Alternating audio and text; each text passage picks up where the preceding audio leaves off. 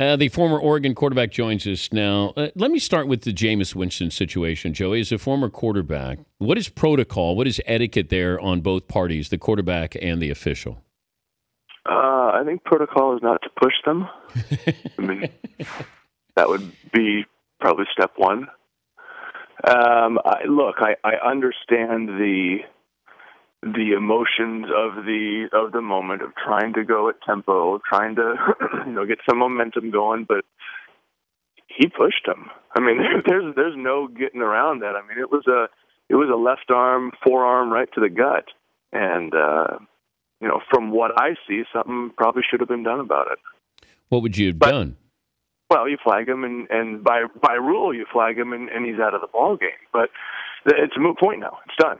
I mean, you can sit here and argue it, well, you shoulda, coulda, woulda, well, and he's not in the game, and then they don't come back and win. But they didn't, and they did, and so it doesn't matter. Well, yeah, but it still doesn't stop us from dissecting it, just like the Florida State Notre Dame play. But I think trying to understand this, because I had not seen the official in that position. Normally they're over the ball, I think, when they're allowing. It's the addition of a new official now. So the new official, which stands back with the white hat, his job is to spot the ball, to make sure that the opposing defense has an opportunity to substitute if the offense does. That's his job. You see him. You see it a lot with Baylor, when they go so fast. I mean, the guy is just like turning and sprinting out of there. He sets the ball, then runs away. But that's the addition of the new official, and that is his job. He spots the ball, and he makes sure that both sides have an opportunity to play, have equal substitutions. Could I have flagged Winston but kept him in the game? Not to my knowledge. Okay. No, I mean the way I understand the rule, and the way Mike Pereira, our rules official, explained it to us, is you are not allowed to make contact with a referee. Period. And any contact, obviously, if you get pushed into him, there's incidental, but you are not allowed to make contact. And if you do, then it's ballgame. I'd like to have seen him do that to Ed Hochuli. I got to say, Ed Hochuli still owes me a roughing the passer call. My wife made him some cookies in the preseason, and he said he'd give me one free roughing the passer, and then I got cut and retired, so it's in the bank. Maybe I'll just pass it on to somebody. Wait, your wife tried to bribe an official? Don't run with this one, Dan. It's a joke. Did your wife actually make cookies for Ed Hochuli? My wife made cookies for everybody in the facility at the Falcons, players and coaches, and there happened to be the referees coming in to train today. So yes, Ed Hochuli did have a cookie that my wife made. This, the bias against Florida State. Let's remove Jameis Winston, the person, out of here, and just look at what they've done. Their so-called body of work. They've done everything you would ask for a team that defending national champs. Yes, they've struggled at times. They haven't put teams away. They seem to go through the motions in the first half. But what is the biggest knock on them and so-called greatness at Florida State? I think they're struggling with two things right now. One is the public perception, like you said, of Jameis Winston, and he's made some questionable decisions that have led to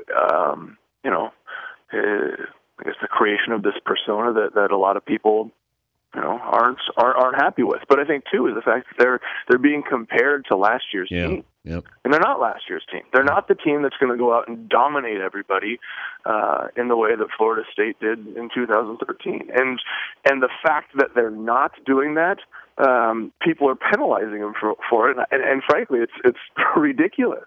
They're the only undefeated team in college football. And do you remember how many close games, T. Martin and Tennessee played in 1997? No. Do you remember how many close games, USC played in 2004 or Texas? And I mean, you don't remember that stuff. All you remember is they win, and that's what Florida State is doing. They have won every single game, and they are the only major college program to do that right Why aren't they number one? Because people are comparing them to last year, and because and I think there's some truth to it. I think there's kind of an us against the world. I mean, Jameis Winston has become kind of I won't call him the villain, but like I said, some of the decisions that he's made on and off the field have led to a lot of people not really rooting for him. And whether it's right or not, it's not for me to judge, but that's the reality of the situation. So I think people around the country are waiting for him to fall, and the fact that they aren't just kind of makes them angry. He's Joey Harrington, former Oregon quarterback, working for Fox Sports 1, joining us Dan Patrick Show. How much would Alabama be criticized, penalized for facing Western Carolina this late in the season when you talk about, quality wins? How much would they or how much should they? Both. And would they? They're not going to be. How much should they? Look, I mean, here's my issue. I think every conference should, every program should play 9 conference games. The Pac-12 does it. The Big 12 does it. The Big 10 doesn't do it, but they don't do it quieter than the SEC does. And the reason that everybody is up in arms about the SEC is because they play the majority of the teams, and not all of them, but a lot of the teams in the SEC play an FCS school in November. And it's frustrating, I think, for people around the country because there's this discussion about how weak Baylor's schedule is, or how weak, that was the talk all year is how terrible Baylor's schedule is. Well, then, all of a sudden you take a look at Mississippi State's schedule, and then you see Alabama playing Western Carolina in November, and I think it's frustrating. I frankly don't think it's right. I think every team should be playing 9 conference games. I think you choose 3 non-conference opponents, and if you want to put an FCS school in there, fine. But do it in September. Do it in August, not in November when things really count. Well, you had Oregon facing South Dakota back in, late August to open their season. I understand that as you ease into a schedule, but here you are, conference schedule. We've been touting the SEC for, the quality of opponents in there, and then, now you bounce out and play Western Carolina. But I would penalize a team that had a schedule like that. Well, I mean, I think it's more the fact that they only play 8 conference games than the fact that, because you have to put that 4th non-conference game somewhere, right? Yep.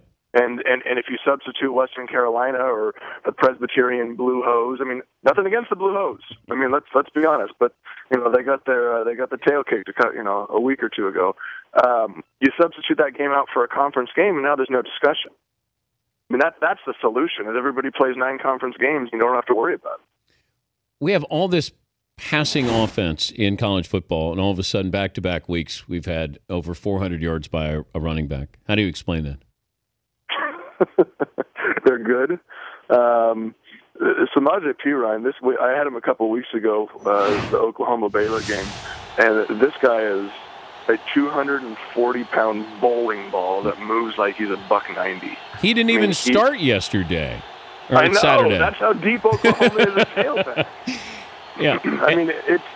It's crazy. To see 2 weeks ago Melvin Gordon go against the Black Shirts in Nebraska and in 3 quarters go for 408.